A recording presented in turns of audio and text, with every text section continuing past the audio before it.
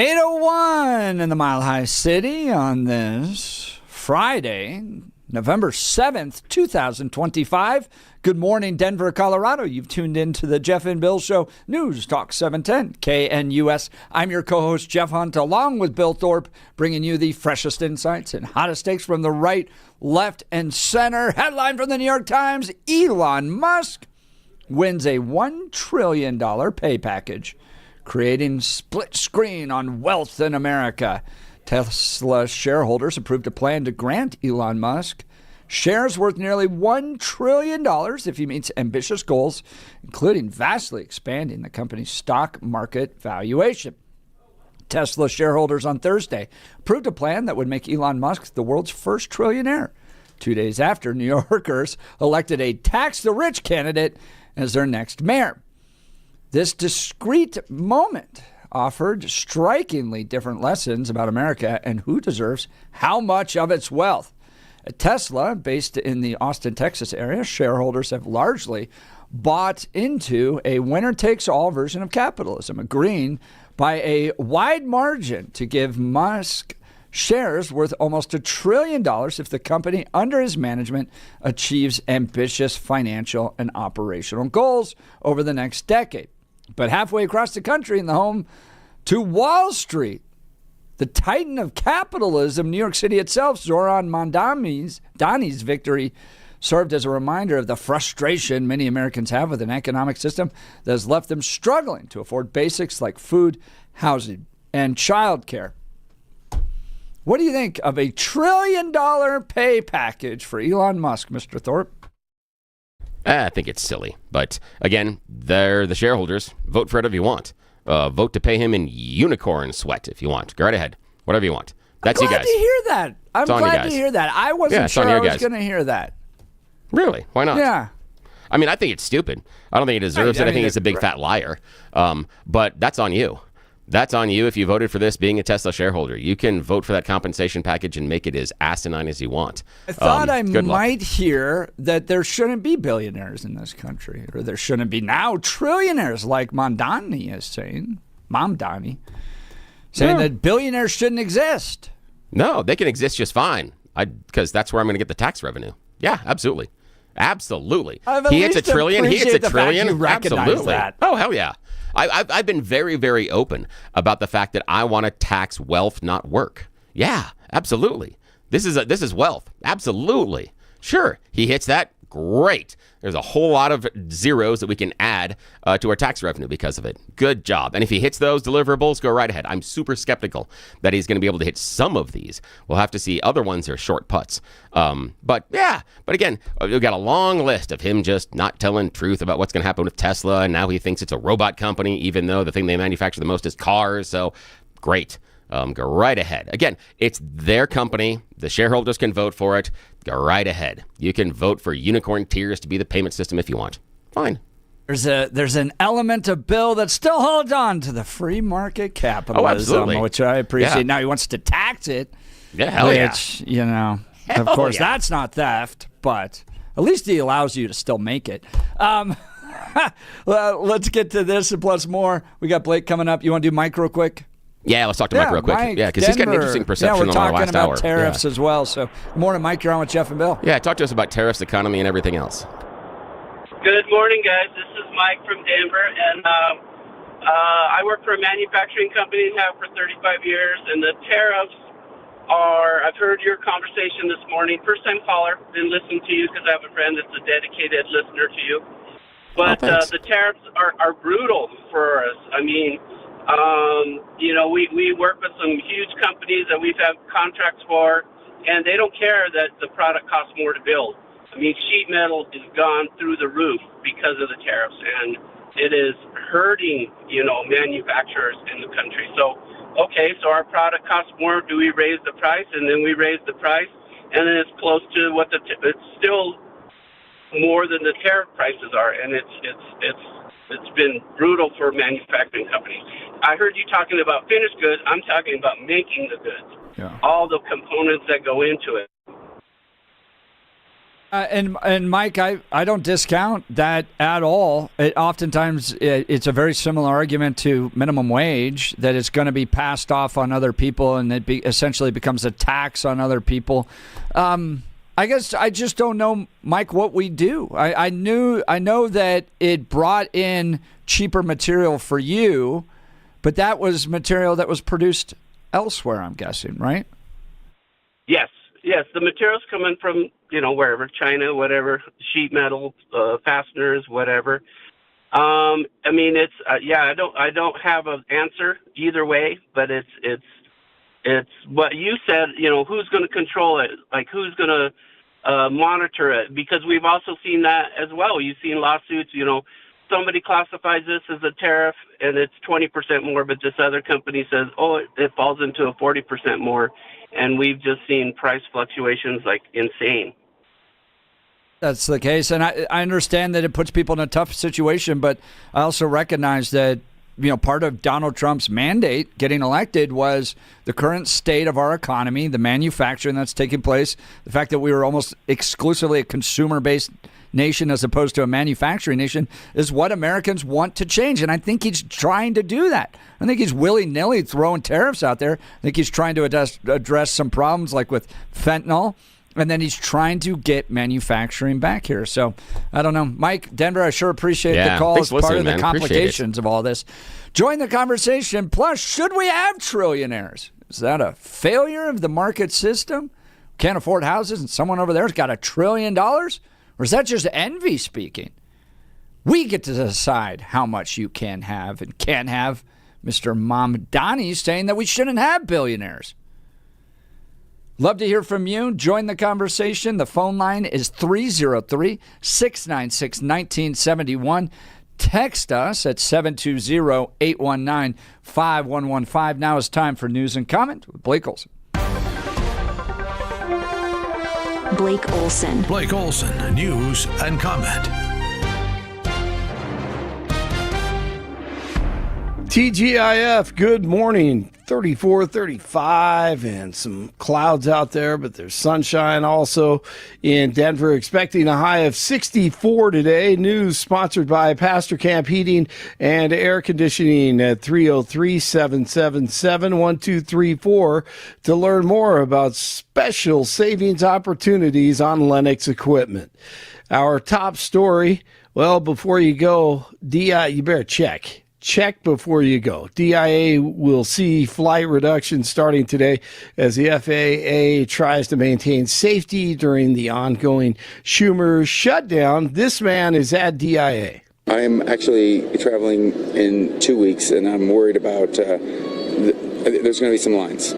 So he was there for family and friends. Evidently, travelers are dealing with massive flight delays and cancellations across the country as the FAA makes cuts at 40 big airports. 4% of flights will be cut today, and that percentage will increase every day until it hits 10% next week. Already today, there have been more than 800 flights canceled and over 1,000 have been delayed. The Senate is set to vote today on a measure that would end the Schumer shutdown. Republican senators are expected to take a different approach and amend the House-passed legislation to add long-term appropriations bills as well as an extension on government funding beyond November 21st. GOP members hope to get more moderate Democrats on board to pass the measure. Even if it were to pass, Speaker Mike Johnson has refused to bring back the House from recess. The House did its job on September 19th. Connecticut Senator Richard Blumenthal. The minute we have a negotiation, we'll be able to solve this in 10 minutes. Democrats are demanding that expiring health care subsidies be included in the funding bill. Republicans, who control both houses of Congress, aren't budging. I'm Michael Kastner. Thank you, Michael. At Mile High last night. Blocked. Kick is blocked. And Denver's going to get the ball in great position. Yes, the Orange Crush, that was the play of the game. J.L. Skinner blocked the punt late in the third, led to the winning field goal. Tyler Batty recovers it. 7 straight victories, 10-7 over the Raiders. Bo Nix, a rough night 2 interceptions. Offense could not move the ball, but the defense, 6 sacks and relentless pressure from Nick Benito. 3rd and 12.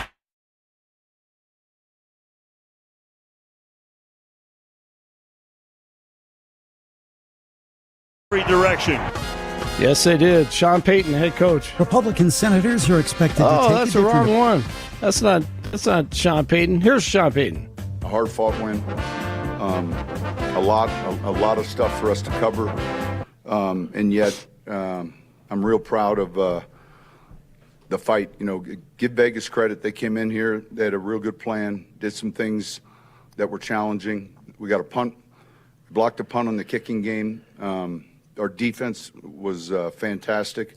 Yes, it was 8-2 overall. Kansas City is next, and they are chomping at the bit. They cannot wait to play the Broncos coming up in 10 days. Huge win, though, even though it was not pretty. But as a high school coach told me one time in East Texas after an ugly win, it was very similar to that. I think it was 3-0 or 6-0. He said, she ain't pretty. She wasn't pretty, but she could cook quite a roast beef. So the bottom line is they won.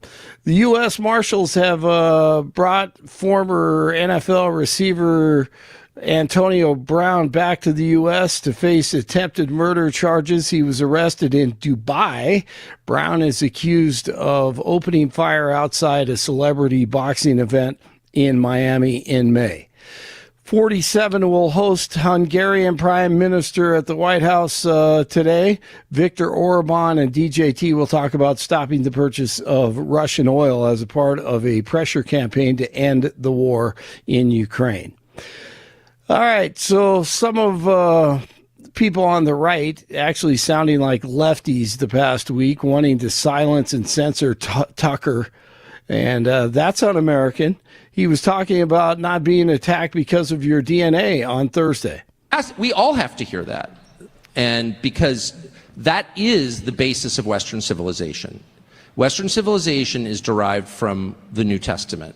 It is based on Christian ethics, and the core difference between the West and the rest of the world, not just Israel, but every other country, is that we don't believe in collective punishment because we don't believe in blood guilt.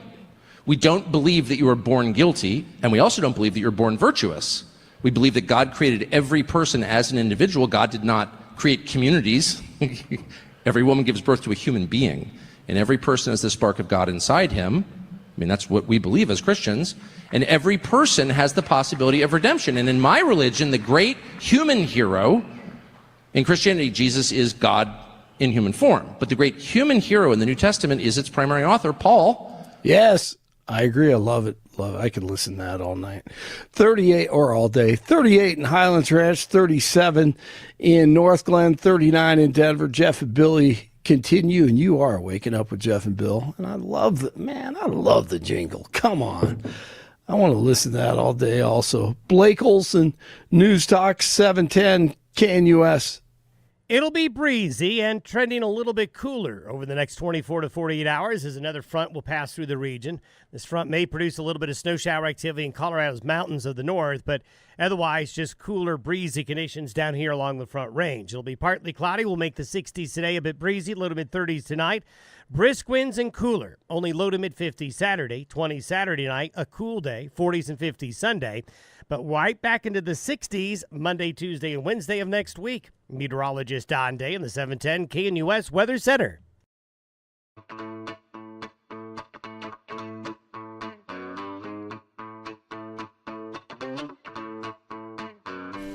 Bill, listening to that weather report, I love this global warming that's happening. 70 on Tuesday in November? Are you missing the snow? Are you a guy that goes, we've got to have the snow by now? It's not a matter of by now. I mean, we do need the snow because that feeds the water table. So I don't care when it comes in. We just need it. That's it. Gosh, otherwise, I'm not going to go. Nice. Yeah, but you know what else is nice? Having the water when you need it later in the year. So I just want the water table to be built up. It always catches Again, up. We'll have to see. I did go through some droughts. Yeah, I remember I have too. 2000. So that's a concern was for me. 2002 the drought where Bill Owens said the whole state's on fire? Yeah, I think that was it. 2002. I was a river guide. So I knew that we didn't have water. But I remember back then people going, "Oh, this is a perpetual global warming thing." No, it was a drought, and then we got out of it. 70 degrees on Tuesday. Sign me up for this. I like it. All right. Elon Musk getting $1 trillion pay package. Now he's got to hit some ambitious goals, including vastly expanding the company's stock market valuation. But Mamdani, the mayor, newly elected mayor of New York City, saying we shouldn't have billionaires. Terry in Texas sums it up quite well. I like this. Billionaires and even trillionaires are fine as long as they earn it. If it involves cronyism, monopolies, or government corruption, then no. And this is where I'm a little torn on Elon Musk because I kind of differentiate the different things he's done. I think the carbon credits are wildly stupid. That's like a weird manufactured item from a government agenda. And it's also one of the only reasons Tesla's profitable. Just so we keep that in mind. Right, and I think those are stupid. Now, Elon Musk building rockets and the government contracting to send stuff up into space with his rockets, I don't have a problem with that. But manufacturing stuff and then cronyism. And I don't know how much of Elon Musk's business would fall into any of those categories. Do you have a sense, Bill? Well, I think the cronyism issue would be the idea that who owns what percentages of the shares inside of Tesla, and will they just do what he wants to? It's the idea of when you put all of your friends on the board of a company, then oddly, all of your friends vote that you should get a pay raise. Weird how that works. So that's what I'm concerned about, is that the groups and individuals that hold a large portion of the share might absolutely look at that as far as cronyism, because if you look at some of the fundamentals inside of Tesla, this pay package makes no sense whatsoever. But if it's a combination, in my mind, it is a combination, a little bit of cronyism and a little bit of FOMO. And by that I mean the fear of missing out on the next big stock, because the people that are heavily invested in that, in my mind, are huge Tesla stock fans right now, are those that see what happened with Apple, Microsoft, Google, what else? We can throw in their whole series of them. Microsoft, Apple, Google. You've got a number of them out there that it's like you missed. And if you would have just had it then, and then you have it now. So the idea of where the stock price could be in the future, I believe, has artificially inflated Tesla's stock price for years. This is nothing new. This is not a function of a Trump thing, a Biden thing, anything else. I think this is just a function of FOMO and how good of a marketer Elon Musk is. In my opinion, doesn't run his car company worth a lick, but that's okay. And again, those stockholders, that's your skin in the game. You want to pay them that much? Go right ahead. That's on you. Now, you say Elon Musk doesn't run Tesla well, but its market capitalization is significantly higher than any other single car company. And in recent analysis, it's worth more than the combined value of many of its competitors. Oh, yeah. I think it's tremendously overvalued. That's what it is. I think it's way overvalued, in part because of the FOMO issue. I think that you can't, if you looked at the hardcore inside of what Tesla does and the number of cars it provides, manufacturing capabilities, there's no reason to have that stock price at that height. However, that is the demand. That is what people are willing to pay for the stock. Okay, go right ahead. That's the supply and demand free market side of me, where it's like, yeah, I think it's wildly overvalued. I think it's wildly dumb to buy a share of Tesla, any shares of Tesla right now, because I think it's tremendously overvalued, but go right ahead. You can make a lot of money off of it. The stock is going to increase. And Elon has figured out the magic phraseology in order to push off all of the BS that he says from one year onto the next year. So he never actually has to show up and do what he says he was going to. He just creates more magical stories. And in fact, now it's no longer a car company. It's an automation robot company. Yeah, it's part of the look at the future here. And that's stupid, because what is the majority of what they manufacture and produce? Cars. You want to see that as diversification? Not in the way that he's looking at it. And we've seen diversification fall flat on its face before with him. So the issue being that I think you solve the car problem because what has gotten you there is the car issue, and he's not solving the car problem. Look at the Cybertruck. The Cybertruck is on pace to be the worst automotive failure since the Edsel. Yeah, but why wouldn't you want him to change? Why would you expect him to go back to cars? Especially if like all the libs, for instance, are like, we don't like Elon Musk, and they're the primary purchasers of electronic cars. Because of the stuff he said he was going to do with cars, a lot of it didn't happen. And now he's making promises about robots. Why in the world would I believe him about his robots? Because he catches rockets. But that's a different answer to the question I asked. I mean, his cars aren't doing what he's wanting to. You look at his cars and go, I don't trust him because of his cars. Yeah. I look at things like Starlink. I look at Starlink. That seems to be running pretty well. I look at the rockets. I go, that seems to be running pretty well. I think the dude's going to be the first guy to get to Mars. So no, he won't. I think he's brilliant. No, we're not going to Mars, but that's a whole other issue. Especially you don't not think with he's people. smart? Not with people. I never said I didn't think he was smart. Yeah. I think he's a genius marketer. I just think that he also overestimates what he can accomplish in other areas and makes a whole bunch of really crappy promises that never come true. Yet people continue to believe his flim-flam. Okay, go right ahead. He catches a rocket, Bill. That's amazing. That's amazing. Isn't it amazing to you? That's amazing to me. Yeah, but why can't I hold him responsible for other lines of BS that he said? Because he's done. I'm not going to absolve him of all of the responsibilities because he's done one thing well or two things well. It's not it. He is, and I'm holding him to his expectations and promises. I'm not inventing stuff out of whole cloth. I'm not saying, oh, how come Elon didn't do this because I thought he should? No, I am holding him responsible based on his own words and his promises of what he can hold, what he said he can do. That's fine. It seems like, man, all the entrepreneurs I've known that have gone on to like wild success failed a lot. I mean, like Steve Jobs, right? At one point was ousted of his own company. And found a way to make that one of the most profitable companies ever. Like, that's just the nature of these guys.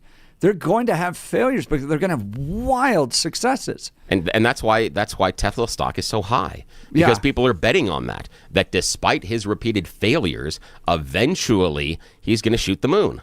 And okay, go right ahead. I think he has. But here's some of the 12-step package asking Mr. Musk, the company's chief executive, to vastly expand Tesla's stock market valuation to $8.5 trillion from around $1.4 trillion, while hitting a variety of other goals. Those include selling 1 million robots with human-like qualities and 10 million paid subscriptions to the company's self-driving software.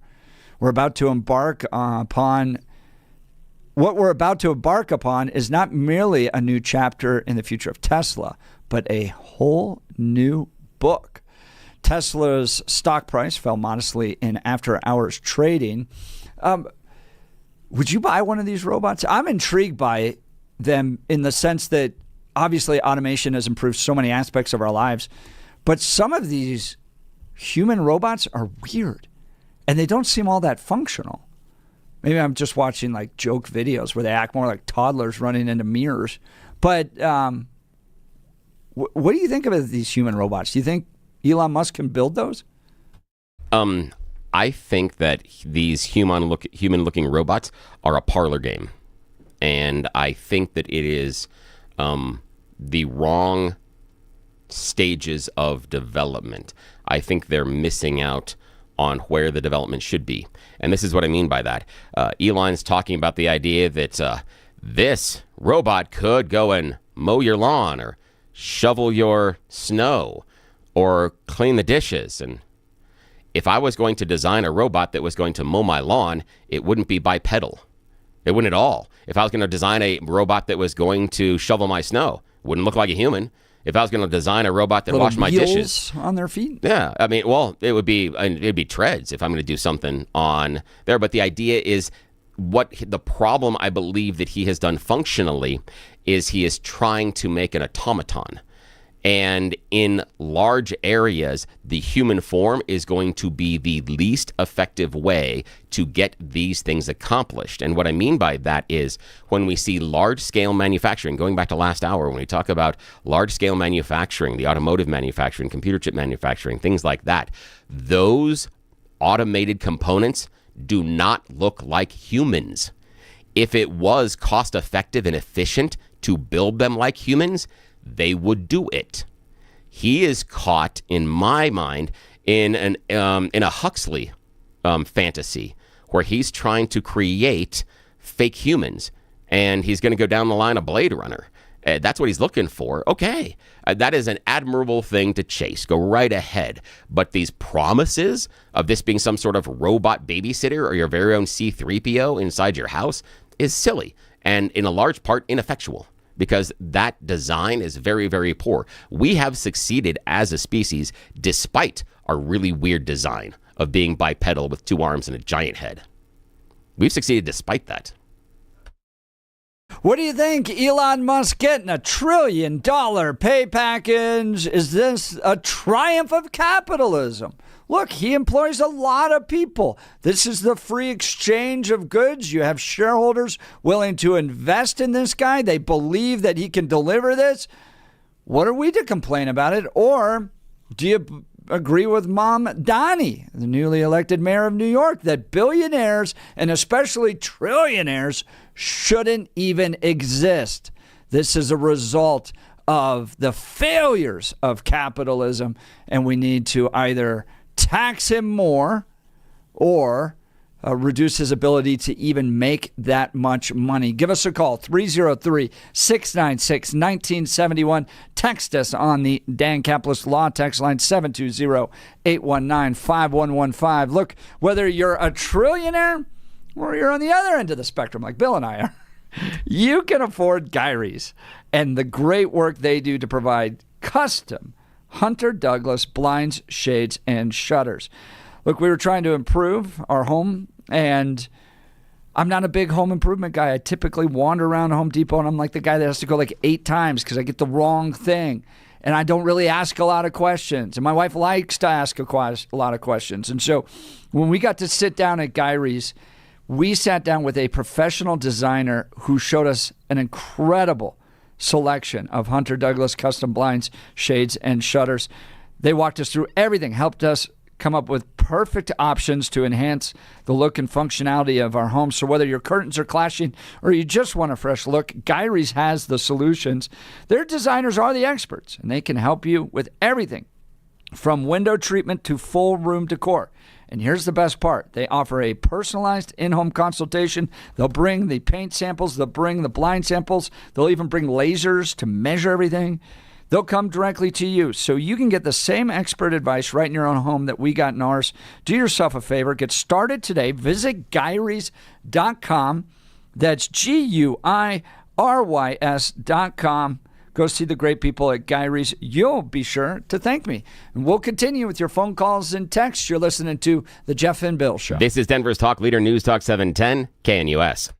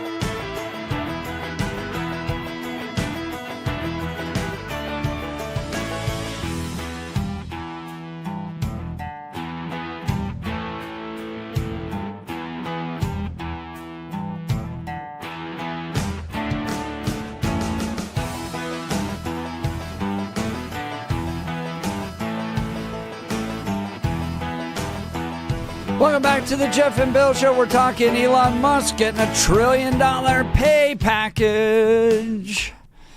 Janet saying the best predictor of future technology ever made was the Jetsons. We're just going to have that robot. What was her name in the Jetsons? Rosie.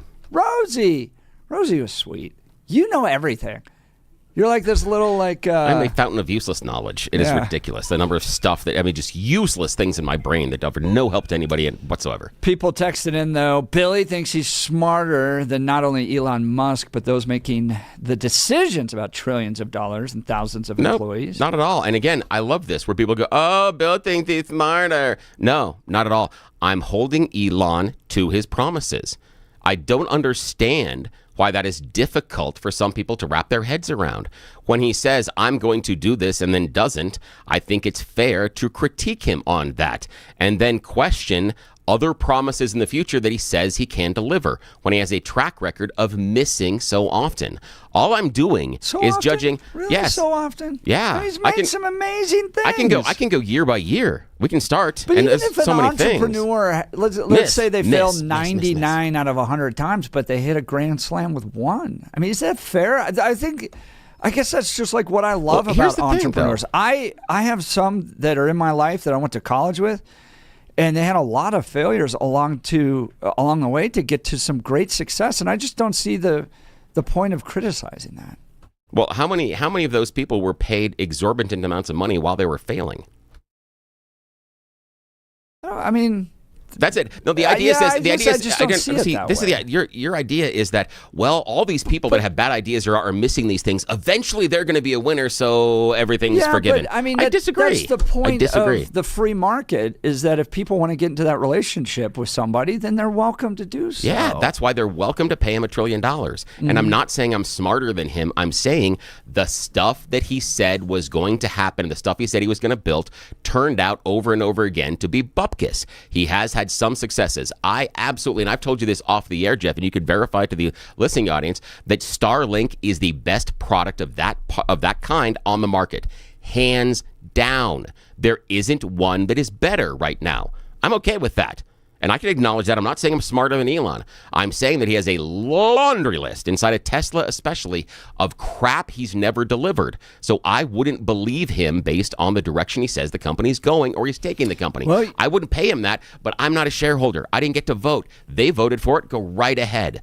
Pay him in unicorn tears if you want. You're not the only detractor. New York Times were writing that officials who oversee public pension funds in New York and California vigorously opposed the plan, saying it would concentrate too much wealth and corporate power in the hands of one person. I love it when progressives don't recognize the irony.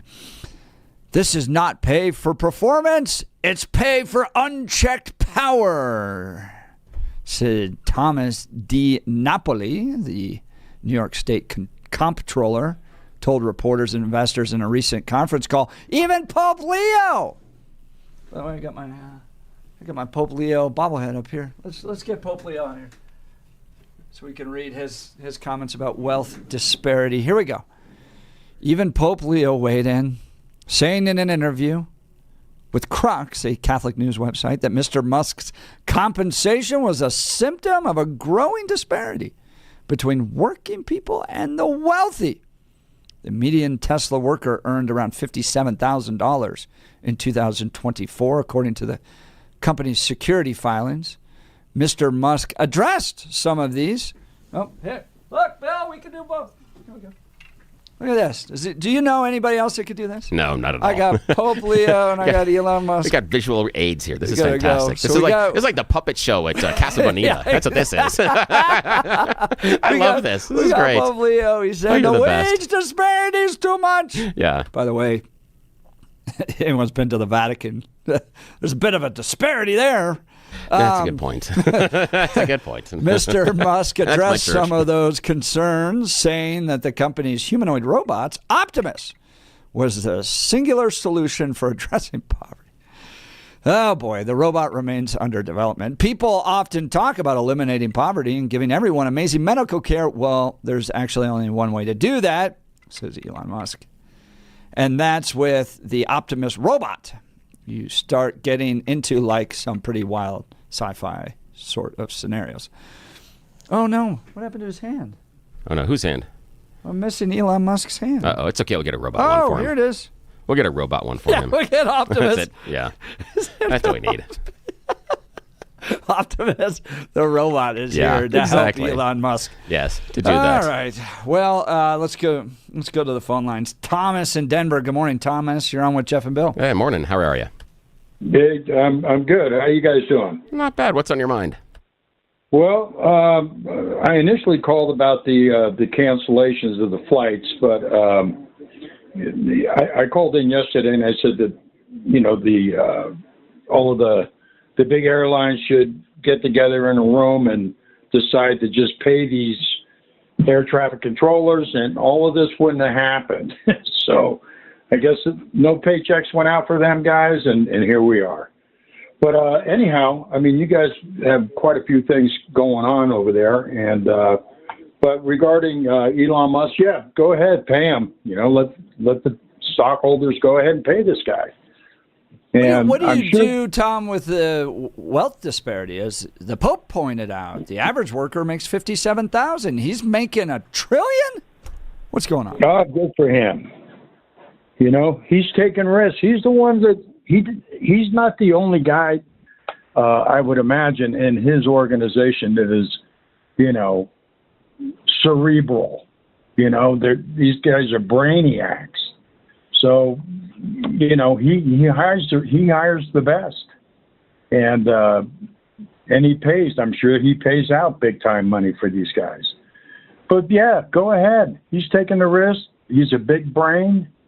Whatever. I'm sure he's got his negotiations. Remember this, though, Thomas. Remember this, though, that when you say that he's taking the risk, remember that a lot of this compensation is done through stock, and that absolves him of a lot of this risk, because if the stock price goes down, he then writes it off. So you and I, as the taxpayers, then pick up the loss, because then he's allowed to lower his tax rate for a number of years going forward based on the decline in stock price. So if he wins, he makes more money, and if he fails, he gets a huge tax break. So in many ways, it's a win-win. That's why those pay packages are structured that way, because it insulates that individual that you're saying taking the risk. It insulates them from any of the downside. Elon's not taking his own money and putting it on the table and funding Tesla. He's saying, Tesla, give me a lot of your money if I'm able to do this, but I'm going to insulate myself on the other way. Just like he doesn't draw a salary, because what he does is he gets paid inside a stock, and then he pays himself by taking out a loan against the Tesla stock, and then he uses the interest on that loan as a deduction in addition to getting his money. So that's how it works. So he insulates himself all the way around on that loss. Sure. Well, there it is. He's a brainiac. And I wish I had enough money to do that. I wish I was making enough money to do that. It's great. That's a great but it's a great way, Thomas. I appreciate you, man. Thank you. I like that. Oh, sorry, Thomas. I do want to say, yeah, go ahead. That we're all paying for this anyway. Maybe not as cars, but all of these charging stations around this country, and all of the overhead and underground electrical systems, the primary lines, the charging stations, if they wanted to, introduce 100 charging stations in, say, like Alamosa, down there, it's really rural, and I would assume that they'd have to bring in all kinds of stuff for that. And so I'm sure he negotiated, big time money, and he's got different engineers out there to say, hey, we got to, run 15 miles of this, towers and all of this. And we can't imagine what goes on into this. And that's why I love the free market so much, is it has so many elements that you can't plan for, you can't expect, and especially a politician to be able to try to centrally plan that. God. It's never going to happen. There's so many factors, and in fact, it's one economist referred to it as the great democracy of capitalism is the free market, where nobody is required to buy anything.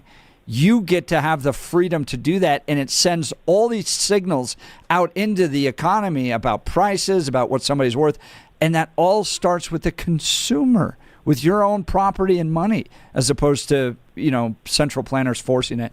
Tom, I sure appreciate the call. Thanks so much. We're getting lots of text messages. Feel free to call in. Tom's line's open, 303-696-1971. Let's see, 1468. If we had universal health care, it would encourage more people to be entrepreneurs.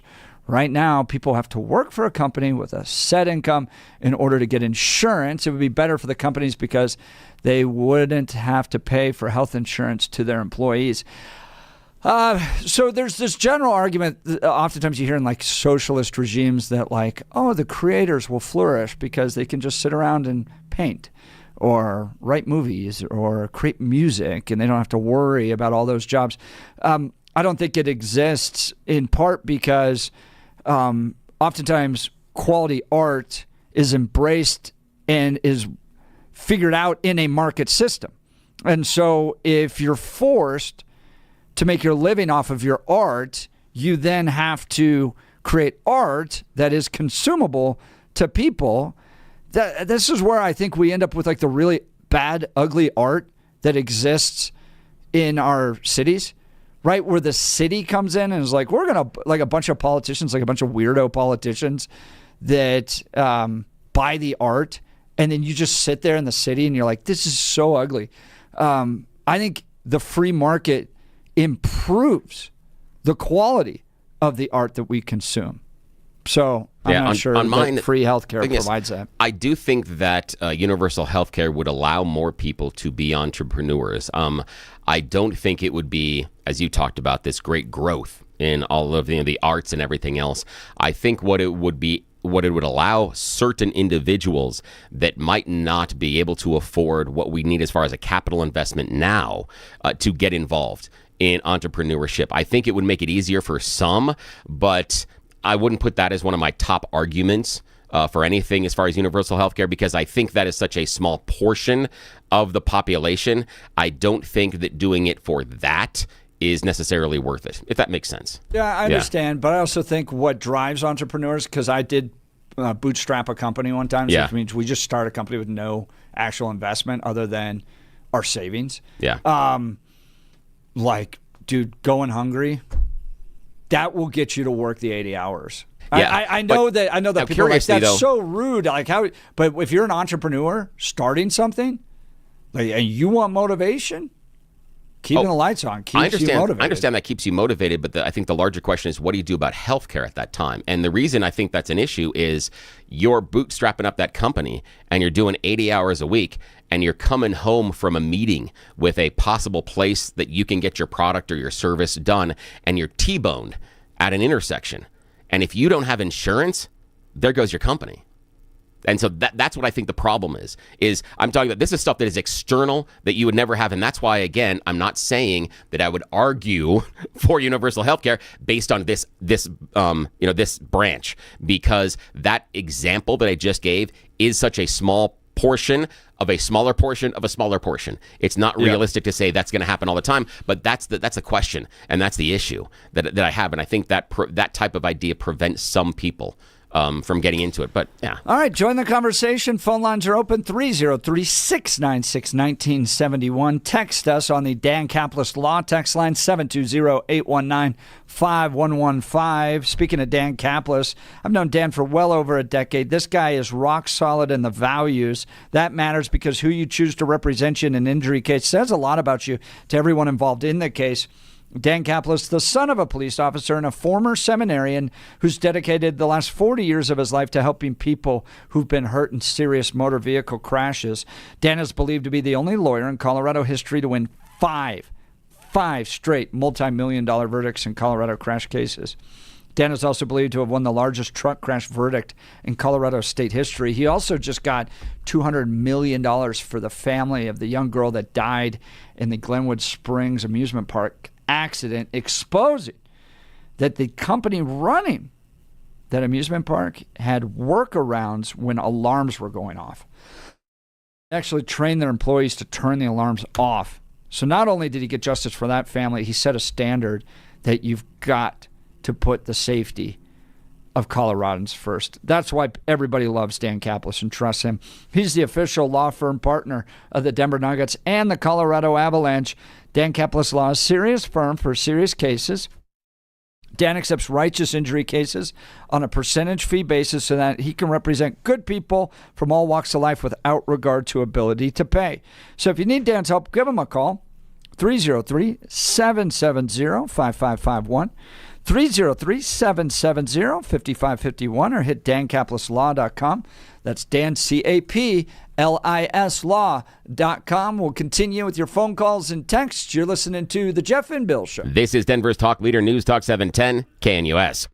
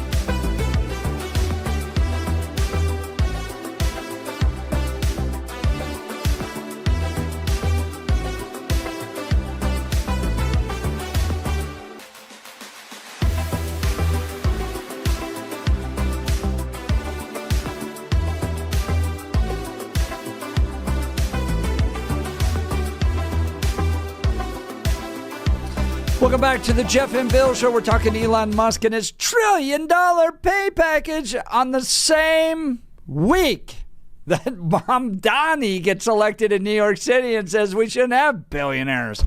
Who's going to win this battle with young people, you think, Bill? Is it going to be the socialists who go, we shouldn't live in a world with this type of pay disparity. There should be no billionaires or trillionaires. Or will they eventually come around to capitalism and go, look, if you're worth it, the shareholders want to pay you it's their money. They can do it. I think part of it will be something, and I don't remember, I can't get the text messages, and I can't scroll through quickly enough to figure out who it is that texted it in. They're so hot. But yeah, they are. And so it's a hard time to keep up with a number of them. We're trying our best. But the person that texted in, if Elon Musk can get a $1 trillion pay package, then can't other people in the business, et cetera, get raises? Can't there be other? And I think that's going to be the question with the young people is if this person has, and again, I think it's going to be a multiplier, that if the person in that C-suite is making 5,000% more than the average worker, the person at that average worker who's having a struggle to put food on the table, pay rent, or even get a house and start a family is going to ask, is that necessary? Is that person necessarily adding 5,000% more worth to the company than I am? And if I was a Tesla, the answer is yes. I'm not necessarily sure in the thing of like with Elon Musk, because he didn't design those cars. He didn't build the battery system. He didn't. So it's like, what is that? I understand. And I understand paying him, great marketer. And again, they can pay him whatever they want. It's their company, their shareholders. They can vote for whatever they want to. It doesn't mean that I'm saying I'm smarter, but I can sit there and say that's stupid based on the number and long list of things that he's promised that have never happened. This is just a hard reality that's for people to accept. And we accept it here in our own jobs. You are paid what you're worth to the company. You just are. I'm sorry. If you're paid $57,000, you're angry about it, you think you deserve more, well, then be worth more. This is just a hard thing for young people, particularly coming up, to deal with. See, I disagree with that. I disagree with that. I disagree with that premise that you're paid what you're worth. I disagree with that fundamentally because that's not what basic economics teaches you. Basic economics teaches you that the business pays you at the lowest possible dollar cost they believe they can get you at. That's it. That's what the average worker's paid. So it's not that it's not the company thinks that you're worth this. Yes, it's that we think we can pay you as little as possible. That's it. They may have a higher value on your contributions, but they can pay you less. If you walk out of that door, Bill, and they can find somebody else that can do the exact same thing, it's just proving their point. All right, we'll continue the debate. You're listening to Jeff and Bill.